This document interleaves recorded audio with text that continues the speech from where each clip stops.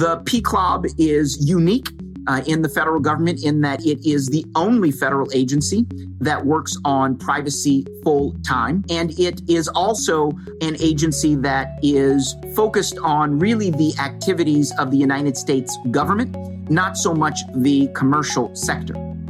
Hello, everyone, and welcome to Caveat, the CyberWire's Law and Policy podcast. I'm Dave Bittner, and joining me is my co-host, Ben Yellen from the University of Maryland Center for Health and Homeland Security. Hello, Ben. Hello, Dave. On this week's show, Ben looks at California's Prop 24 fight over the future of privacy. I take a look at the conclusions of a House report that many of tech's biggest firms are enjoying unfair monopoly power. And later in the show, my conversation with Travis Leblanc from Cooley, we're going to be discussing how the European Court recently invalidated the EU-US Privacy Shield. So be sure to stick around for that. While this show covers legal topics and Ben is a lawyer, the views expressed do not constitute legal advice. For official legal advice on any of the topics we cover, please contact your attorney.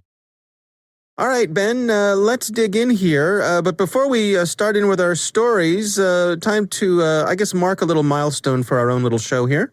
Absolutely. This is our 50th episode, so I guess that's the silver anniversary. That's right, yes. But just an important time to stop and pause. I think we've done, despite everything that's gone on in the world, we just skipped 2 weeks for the holidays. So this is also the 1-year anniversary of our podcast. It's been a pleasure. I hope everybody has enjoyed listening. Make sure you get your friends to subscribe and be part of the Caveat community. But thanks everybody who's contributed questions, comments. We really appreciate you listening and your support. Yeah, it's been a heck of a year to start a podcast, hasn't it? It really has. But if we can make it through this year, I should not jinx it. That's I'm right. not going to jinx it. It could always get worse. And I echo what Ben says. Thanks to all of you for listening and providing us with the audience that you do and help spread the word. If you know anybody who you think might be interested in our show, please reach out and let them know about it. That's the best way for us to get more ears on the show. And of course, that makes our advertisers happy. And that's how we're able to keep this coming to you every week. All right. Well, let's jump in here with our stories. Ben, why don't you start things off for us? One of the things that's really torturous, to be frank, about being a California voter is you get a giant handbook. It's basically the size of like a high school textbook that describes all of the ballot propositions that you have to vote on in a general election. And one of the ballot propositions this year, Proposition 24, is about the California Consumer Protection Act. And this proposition would make a series of technical changes that, depending on who you talk to, either strengthens the law or weakens it. I'm going to try and go into at least a little detail as to what the proposition will do, although myself and several experts who I have heard from and spoken to aren't exactly sure what's in this proposition, which tells you something. But I also want to talk generally about the whole process of governing by ballot proposition and giving this responsibility to the voters. So the proposition itself is a 52-page legal document, which I'm sure all voters have time to read thoroughly and cross-reference with their favorite legal database. And it would make certain strengthening amendments to the existing California Consumer Privacy Act. So a couple of things it would do that critics have raised as potential red flags is it would increase the use of what's called pay-for-privacy schemes, where individuals, if they pay for a premium service on a website, will not receive advertising, will not have their information sold to third parties. But if you don't buy into that system, then you will still have your information sold to third parties. You will lose those privacy protections. And so privacy advocates disfavor this position because, I think it creates a further separation between the haves and the have-nots, where only people who have certain means would be able to obtain the privacy protections in this law. Other things that Proposition 24 does, it takes what they call sort of a half step on minimization. So according to the proposition, businesses must be prohibited from collecting a consumer's personal information beyond what is necessary to provide the consumer the good or service that they requested. So that's good. But what several privacy advocates have said is instead of looking at the consumer's own expectations, it's up to the business itself to determine what a business purpose is. So that takes that out of the hands of the consumer. Another change that this proposition does not make, which I think is a missed opportunity for privacy advocates, is currently the way the CCPA works is you have to affirmatively opt out of your information being sold to third parties or collected when you go onto a website. I think California legislators and advocates thought we could put this proposition together to improve the CCPA. This would be a perfect opportunity to make it opt-in, where the default was privacy. And you would have to affirmatively opt in to allow companies to sell your information or distribute it to third parties. The rest of this 52-page document, this 52-page proposition is confusing. It's subject to a bunch of different interpretations, and it's confusing to the extent that groups like the Electronic Frontier Foundation have not been able to either endorse or not endorse this program. They basically say it makes some positive changes, some negative changes. So much of it is up to interpretation. We don't have enough information to make an educated decision. And I saw some of the newspaper editorials saying the same thing. So if these so-called experts at both, these privacy organizations, the ACLU, some of the legislators who designed the CCPA in the first place, and some of the major news publications in California don't know exactly what to make of Proposition 24, then I think it's not exactly fair to put that responsibility on the voters. Is it possible to shelve it, or is that horse left the barn? Well, the horse has left the barn. Ballots have already gone out, and these ballot handbooks have gone out. So people do get basic information about what Proposition 24 does. It's hard to distill a 52-page amendment to a major law into a few sentences. And saying things the way organizations try and simplify the language so that average voters understand will say things like, it strengthens some of the privacy protections in the CCPA. I mean, that's just wholly inadequate for a voter to be informed as to whether these changes are beneficial, whether they're negative, whether it gives more power to the consumer, or whether it gives more power to the tech companies. And, frankly, I think a lot of privacy advocates are nervous that the tech companies haven't, thrown all their money behind opposition to this proposition, because what that indicates to them is that the tech companies aren't that worried that this is going to significantly strengthen the CCPA and cut into their bottom line. Right. Don't throw us into the briar patch. Exactly. So I think the broader point here is we should not trust. I love voters. I'm very pro-democracy. But when we're talking about largely technical changes to an issue that I think, frankly, requires a lot of very specific expertise, that's not something that should be handed to the voters in a ballot proposition. And, I think that was a mistake by the advocates of this policy. I think they should have tried to work through the legislature. I think they had tried to do a ballot initiative on this, back in 2016 before the CCPA passed. For a bunch of reasons, that effort was not successful. They were able to succeed in the legislature, although that law has had its own flaws. So they thought they'd have another bite at the apple going to the voters. But I think that's just an unfair expectation to put on the voters, that they'd be able to understand and make educated decisions about such a complicated policy. So that's my little rant on the California proposition process.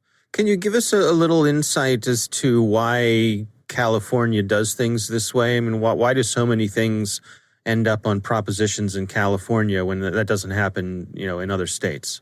A couple of basic things. Getting something on the ballot for a proposition is relatively easy in California. It doesn't require a significant number of signatures, especially since it's such a large state with a large population.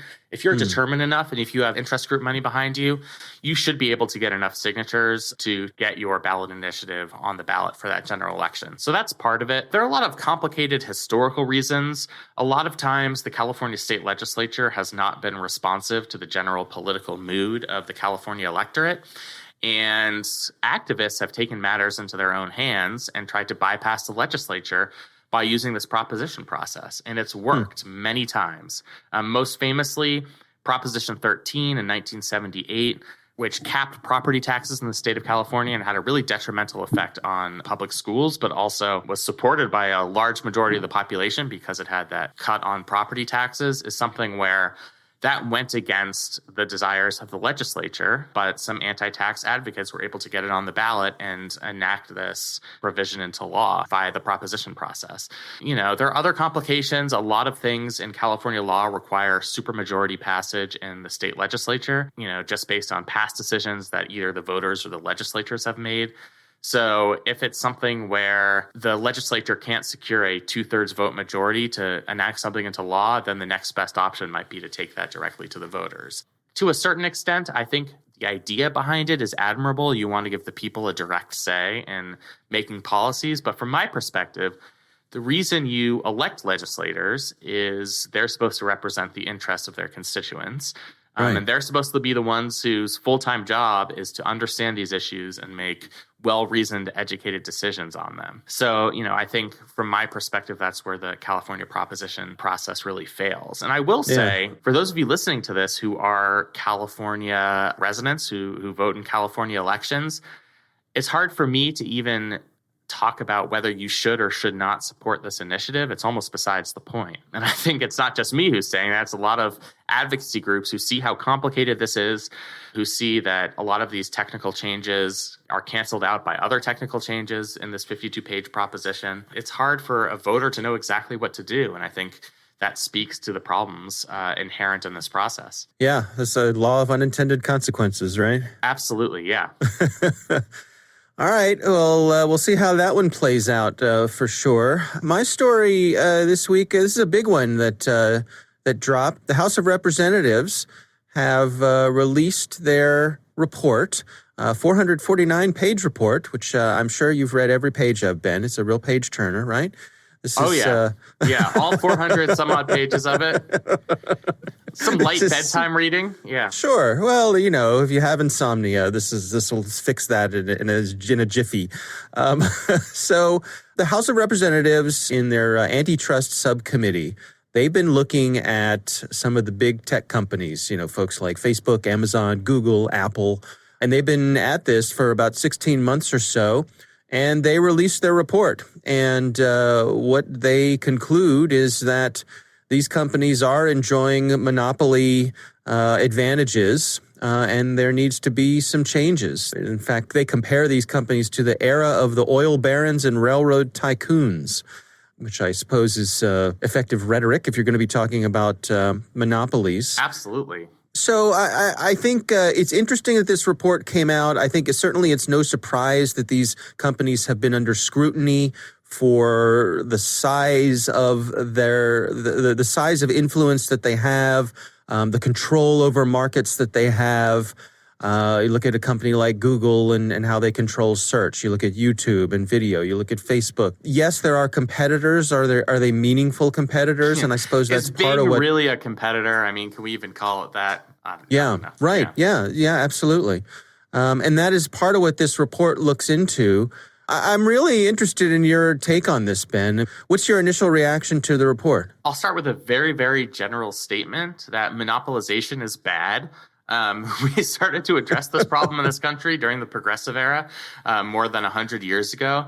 And there's still a major problem of anti-competitive practices in all different types of industries. And that's really bad for consumers. And it's not just monopolies. It's the phenomenon we've been seeing since the 1980s where big companies start merging with one another. There are fewer options on the market. Prices get raised, and these anti-competitive practices make a consumer's life more difficult. I mean, I always think about the airline industry.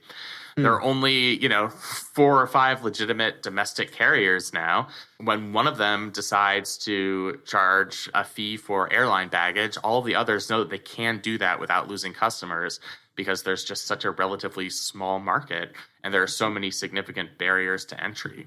So I think that's exactly what's happening on a much larger scale with these tech companies.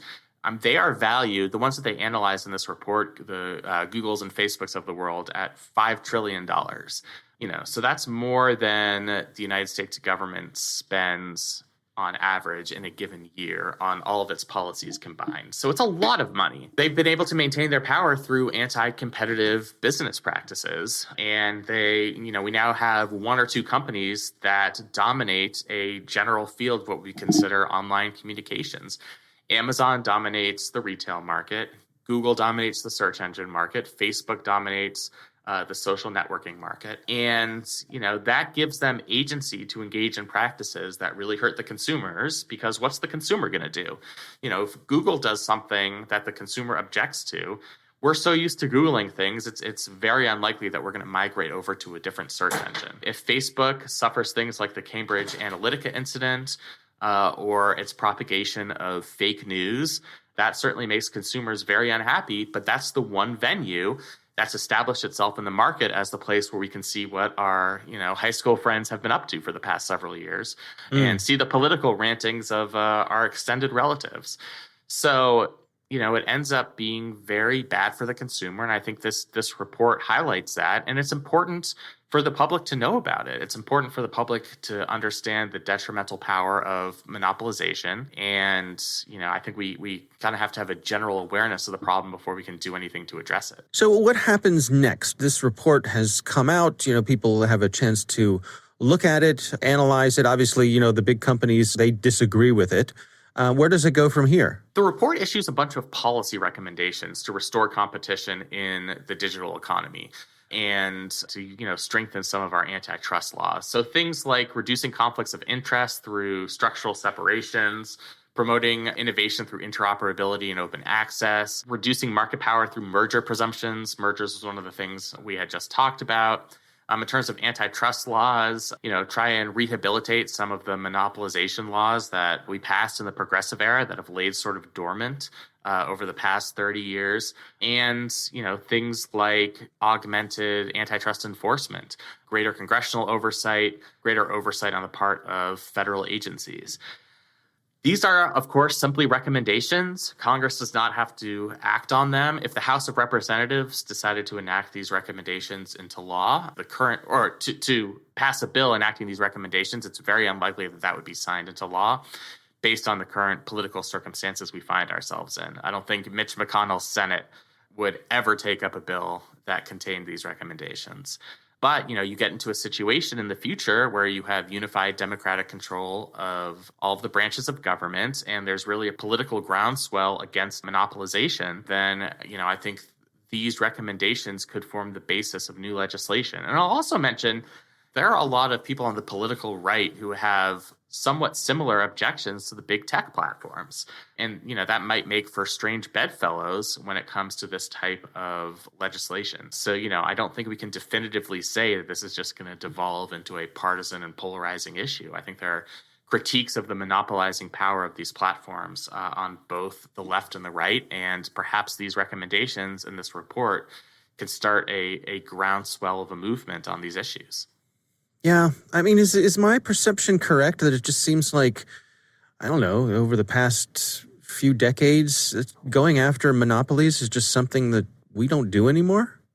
No, I mean, we really don't. I don't want to get too conspiratorial here, but building up monopoly power also builds political power. You make a lot of money, you hire the best lobbyists, you can contribute to a lot of political campaigns and political action committees, and you gain a sphere of influence. And what the tech companies would say, and I think this is perfectly reasonable, is they need space to innovate. They need space to earn their market share. And, having overly strict monopolization restrictions from the federal government, from federal agencies, would inhibit their ability to create platforms or services that are more beneficial to their users, that would please the consumers. I think abstractly, consumers largely support the effort to cut down on monopolies. This report cites some public opinion polling to that effect. But, I'm not sure how that would survive a campaign from the tech companies saying, the service you really enjoy, Amazon, where we can deliver packages to your door the same day that you order them, that's going to be put in jeopardy if Congress or the executive branch starts targeting us. And starts, enforcing antitrust laws. Mm-hmm. So I think public opinion on this could potentially be malleable for that reason. I know that's a long-winded answer to your question, but... No. It's good insights, for sure. All right, well, those are our stories for this week. Of course, if you have a question for us, we would love to hear it. You can call in and leave us a message. It's at 410-618-3720. You can also send us email at caveat@thecyberwire.com.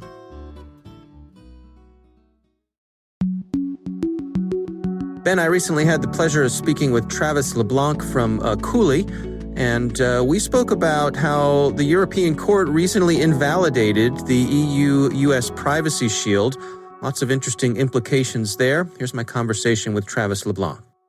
Can you give us a kind of a brief overview of the history here and what led us to where we find ourselves today? I will do my best in a relatively short period because it is a rather extenuated history. Suffice it to say, I won't start at the beginning of time, but I will start with the original Schrems 1 decision that invalidated the safe harbor.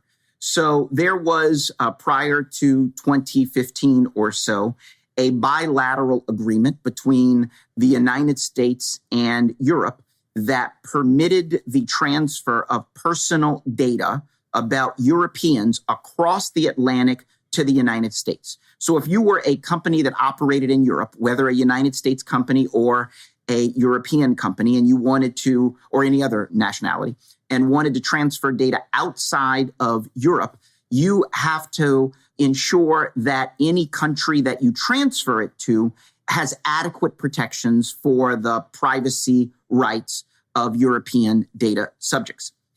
Safe harbor was the framework that the United States had negotiated with Europe for a determination of adequacy. In 2015 or so, there was a decision out of the European Court of Justice, Schrems, now known as Schrems 1.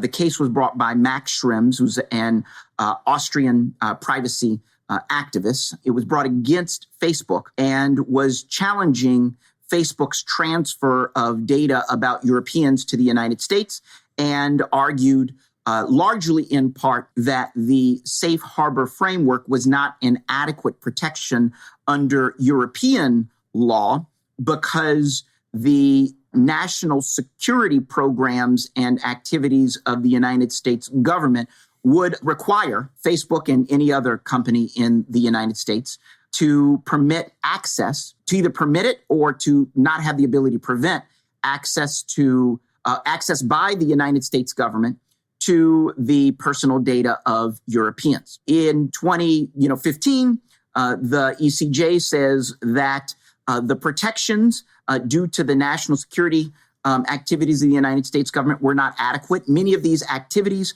had been exposed by Edward Snowden, and that is what became the basis of the lawsuit and much of the decision. Shortly after that decision came down, the United States and the European Commission went back to the table to negotiate a new agreement that would permit the transfer of personal data about Europeans to the United States. That new agreement was called Privacy Shield. It was announced in approximately 2016 and was largely based off of Safe Harbor, although there were several new components to the agreement around national security. One, for example, was the creation of an ombudsman position or ombudsperson position at the State Department. Another was an enhanced role for the Privacy and Civil Liberties Oversight Board, the agency on which I sit, that would also have a role in ensuring oversight of the intelligence community in the United States. And there was also a letter submitted by then the General Counsel of the Office of the Director of National Intelligence, ODNI. The General Counsel at that time was Bob Litt, to give some assurances on the oversight that of the intelligence community that takes place in the United States. A few years later, Schrems again litigates the issue up to the European Court of Justice, Europe's highest court, consider it their Supreme Court, which in July of this year concluded in the Schrems 2 decision that the Privacy Shield framework nevertheless was not an adequate framework for the protection of the rights of European data subjects, largely for many of the same reasons that the ECJ had identified in the Schrems 1 decision. But again, it goes back to the intelligence community, the national security activities of the United States government, and the lack, for example, of a European to challenge the exercise of those authorities in the United States, the relative lack of authority for the ombudsperson. And now we find ourselves in the position of having Europe and the United States go back to the table again to attempt to identify another framework that could be used in place of Privacy Shield. And so what are the main sticking points here? What's keeping us from coming up with something that everyone can agree on? Well, by and large, the main sticking points are not the activities of the 5,000 plus companies that relied upon Privacy Shield. By and large, the concerns of the European Commission, of the European Court of Justice, are that there isn't a due process right for Europeans to challenge the exercise of the national security authorities of the United States government, that there isn't a way that some of the authorities exceed the privacy rights as they see it of Europeans in particular. It really does go to national security. And, the challenge after Safe Harbor was that the Privacy Shield framework did not come into existence along with substantial modifications to the intelligence authorities of the United States government. And so, part of the negotiation will certainly be around, what additional insurances the U.S. government can give as to the, transparency and the limits of the authorities of the United States intelligence community. But I do suspect that without changes to those authorities, meaning changes by law, it's going to be quite difficult to get the ECJ on board. What we've seen now is that the European Commission has been able to get assurances that the United States is satisfactorily, in their view, protecting the rights of European data subjects. Every year after Privacy Shield was implemented was an annual review where either the Americans go to Europe or the Europeans come to America for 2 days of meetings, where the representatives of the Europeans are largely, getting briefings and also asking a lot of questions about what the United States has done in the last year to ensure that it's able to meet its obligations under Privacy Shield.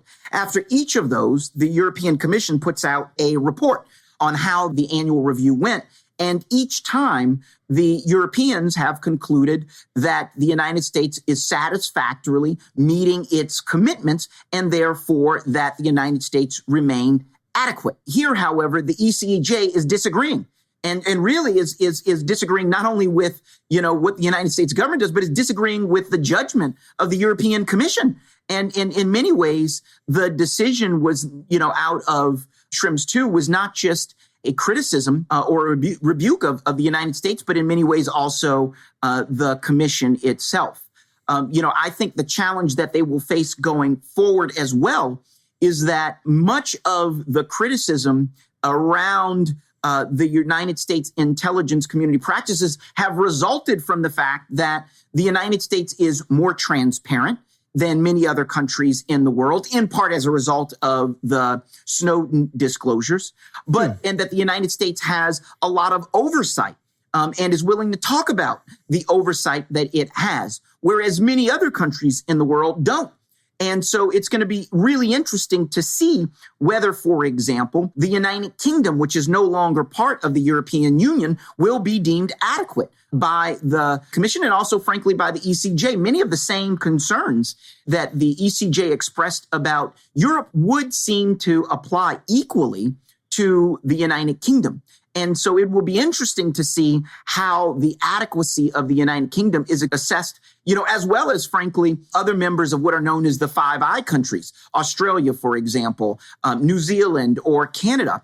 And then the last thing I'll note is, many of the European countries engage in the same conduct that is frowned upon by the ECJ as the United States does. But, because of European law, those and the national security authorities are not considered, the national security authorities of European Union members are not considered by the ECJ in these circumstances for purposes of adequacy. So many of the European countries that also engage in the same activities don't have to stand to answer for these activities before the ECJ. Well, you mentioned oversight, and you serve on the Privacy and Civil Liberties Oversight Board. Can you give us some insights there? First of all, what is that group tasked with? What's your contribution there? The Privacy and Civil Liberties Oversight Board, the PCLOB, as the acronym goes, is a bipartisan, independent agency within the executive branch that is charged with ensuring that the counterterrorism programs of the United States government adequately balance privacy and civil liberties.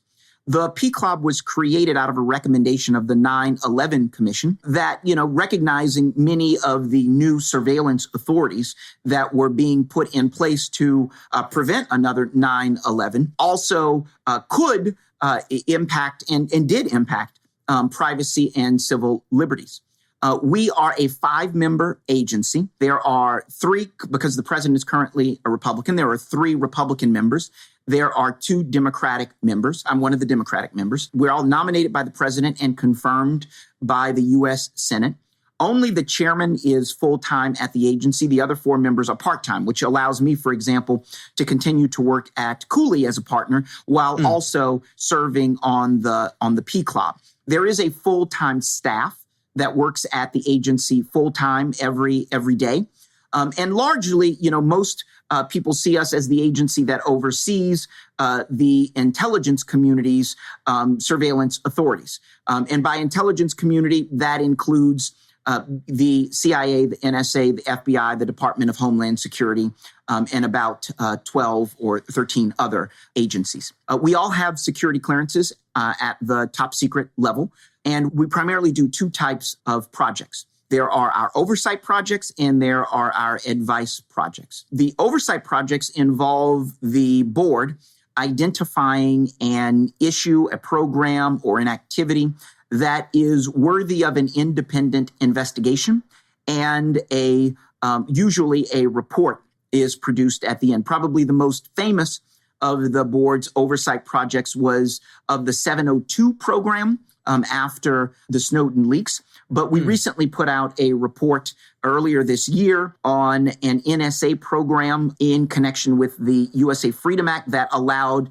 the collection really in bulk of the call detail records of millions and millions and millions of calls. The program has now been shuttered after spending $100 million. It's now been shuttered and everything deleted about it.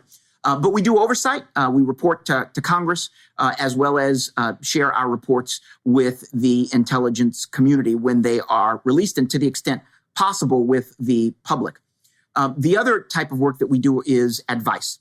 And in our advice capacity, components within the intelligence community will come to us and ask us to assist them with evaluating the privacy and civil liberties impacts of a program or activity of the government.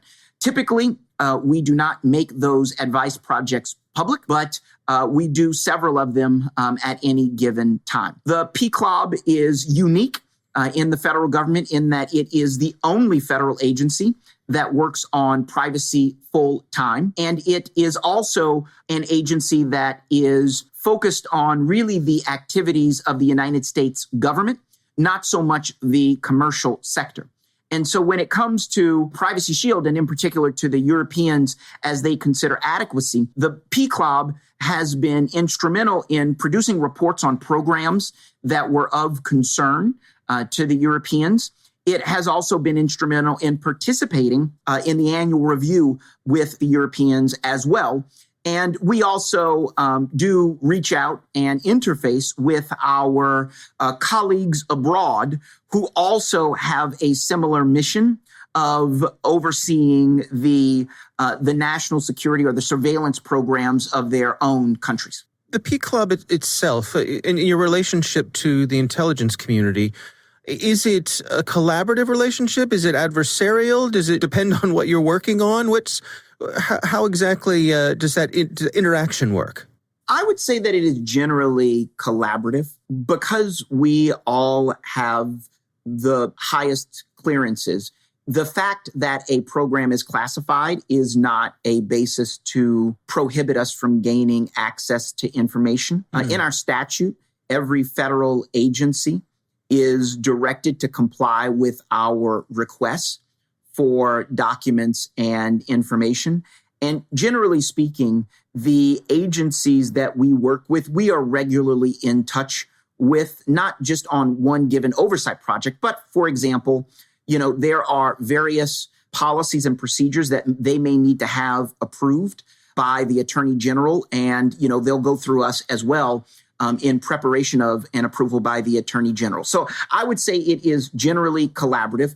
We do not go to court with them, and generally speaking, if there are issues with compliance with our requests, we either raise them up within the administration, or, if we're unable to resolve them there, we are directed and do alert Congress to the situation in case Congress would like to get involved. Yeah, it's interesting. Well, getting back to the Privacy Shield issue, how do you suspect this is going to play out? What do you see as some of the possible resolutions here? The Europeans and the Americans are already negotiating. We know that they've been quite transparent about the existence of the negotiations. We've seen an effort by the U.S. Department of Commerce to try and keep the Privacy Shield framework, at least nominally, in existence. For example, the Department of Commerce has announced that it's going to continue to process applications to join Privacy Shield. I personally am perplexed by that decision because the European Court of Justice and the data protection authorities over in Europe have made quite clear that they don't view the Privacy Shield as a valid framework. And so, it's not clear to me why the Department of Commerce would want to keep that in play. But my best guess is that in the negotiations, the United States would seek to use the Privacy Shield framework as essentially a model for or a basis for whatever comes, next. Since largely there aren't concerns with the principles that the Privacy Shield framework espouses vis-a-vis the companies that agree to it, there largely wasn't a concern also with the redress mechanisms that were built into it vis-a-vis corporations and European data subjects. For example, there was the creation in Privacy Shield of an arbitration panel. I actually, in 2017, was selected by both the Department of Commerce and by the European Commission as one of the 17 or so arbitrators under the Privacy Shield framework. So if a European person had a concern about a corporate practice of a company that had access to their personal data, they had the option, as one of many options, to bring an arbitration against the company. Largely, I would anticipate that this arbitration mechanism would be kept going forward into the framework. I think the challenges that we really face right now, at least on the American side, what we have to do is give the Europeans the comfort that there is sufficient transparency and oversight of the intelligence community in the United States that they do not have to be concerned, about the NSA, for example, breaking into Facebook to obtain access to European data, or that otherwise there would be a redress mechanism available.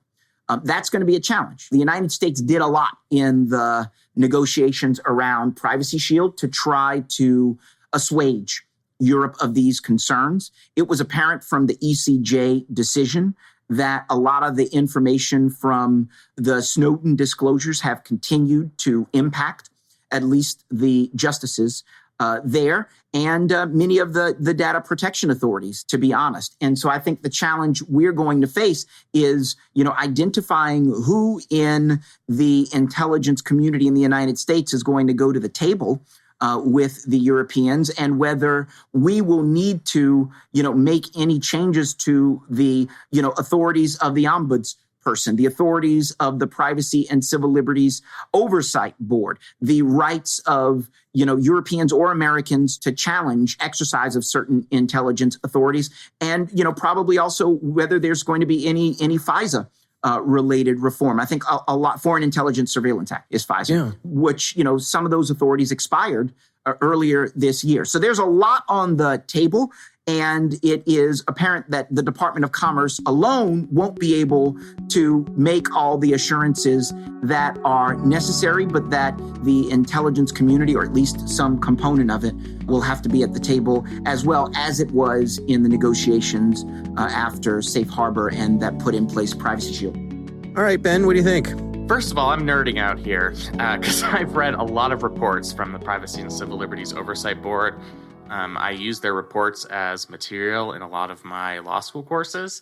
So to hear from one of the members of that board, I'm like a teenage girl going to a Jonas Brothers concert. So he's a pretty cool guy, isn't he? He's a pretty cool guy. I hope he likes me. So that was just fascinating to hear. The Privacy and Civil Liberties Oversight Board is just an excellent institution. It was, as he mentioned, passed in the aftermath of 9/11, where we started to have some of these more questionable and controversial surveillance tactics. And they've written very detailed public reports on how these programs work, what the privacy and civil liberties concerns are. And it's so interesting to me that they've worked closely with their European counterparts to try and make things like Privacy Shield work, to make sure that not only are these programs protecting the civil rights and civil liberties of U.S. persons, but they would allow the European Union to feel comfortable engaging in data sharing agreements with the United States. And despite, I think, the best efforts of the Privacy and Civil Liberties Oversight Board, Schrems 2 this summer indicates that we're not there yet. And, I think that's reflected in, some of the surveillance practices we've talked about many times on this podcast. Section 702 of the FISA Amendments Act, Executive Order 12333. These are practices where the U.S. government really does have extensive power to collect communications, both metadata and content.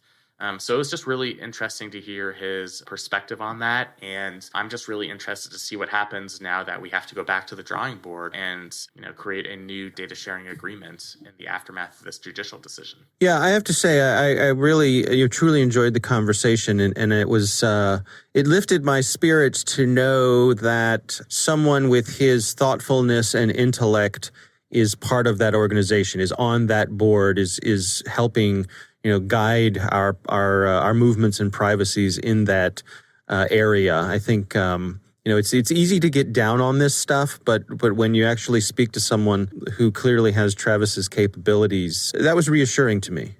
It was. I think they're an extremely valuable agency. They issued some really critical reports on our surveillance practices back in 2014 that uncovered a lot of things that the public didn't know about. Now, I will say this. I know I've defended Edward Snowden, probably much to the chagrin of many of our listeners, several times on this podcast. Privacy and Civil Liberties Oversight Board was created in 2004, and I believe they did not hold their first meeting until 2013, after the Snowden disclosures. So that could also be one of the lingering effects of the decision he made to leak these documents, for better or worse. Interesting. All right. Well, again, our thanks to Travis Leblanc from Cooley for joining us. Really interesting conversation there. We do appreciate him taking the time. That is our show. We want to thank all of you for listening. The Caveat podcast is proudly produced in Maryland at the startup studios of Data Tribe, where they're co-building the next generation of cybersecurity teams and technologies. Our coordinating producers are Kelsey Bond and Jennifer Iben. Our executive editor is Peter Kilby. I'm Dave Bittner. And I'm Ben Yellen. Thanks for listening.